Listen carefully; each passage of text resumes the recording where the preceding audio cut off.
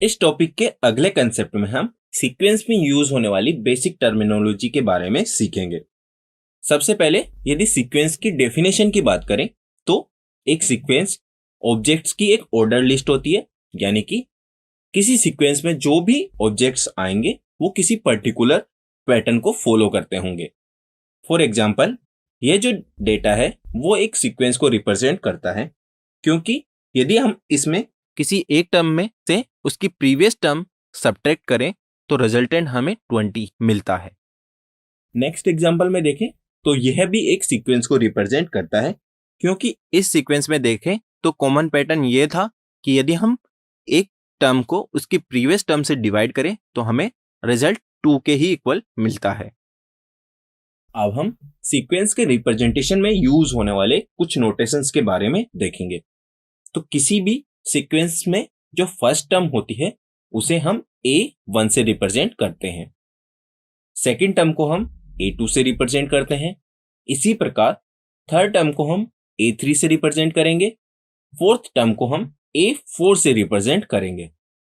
अब यदि हम nth टर्म की बात करें तो उसे हम किससे रिप्रेजेंट करेंगे? उसे हम an से रिप्रेजेंट करते हैं। सीक्वेंस में जो nth टर्म होती है उसे हम सीक्वेंस की जनरल टर्म बोलते हैं।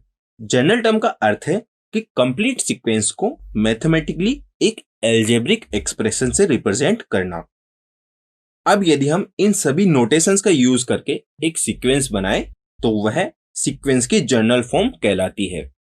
अब यदि हम फर्स्ट सीक्वेंस जो हमारी थी 100, 120, 140, 160 एंड सो ऑन, इसमें यदि देखें तो यहाँ पे जो फर्स्ट टर्म है वह 100 के इक्वल है।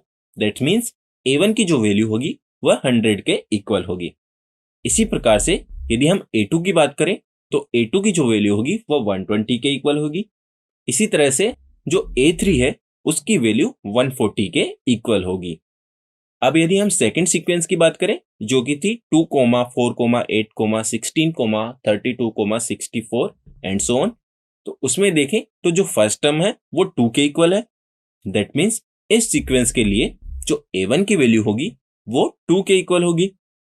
इसी तरह से यदि हम A2 की बात करें तो A2 की जो वैल्यू होगी वो 4 के इक्वल होगी एंड A3 की वैल्यू जो होगी वह 8 के इक्वल होगी। अब यदि हम इन दोनों सीक्वेंस के लिए जनरल टर्म की बात करें तो आप सभी ने प्रीवियस क्लासेस में जनरल टर्म के बारे में सीखा है, तो मैं चाहूंगा कि आप यहाँ इस वीडियो को पॉज करें और इन दोनों गिवन सीक्वेंस के लिए जो इनमें पैटर्न फॉलो हो रहा है उसे ऑब्जर्व करके इन दोनों सीक्वेंस के लिए जनरल टर्म फाइंड करने की कोशिश करें। इसके बाद हम अगली वीडियो में जनरल टर्म के बारे में डिस्कस करेंगे।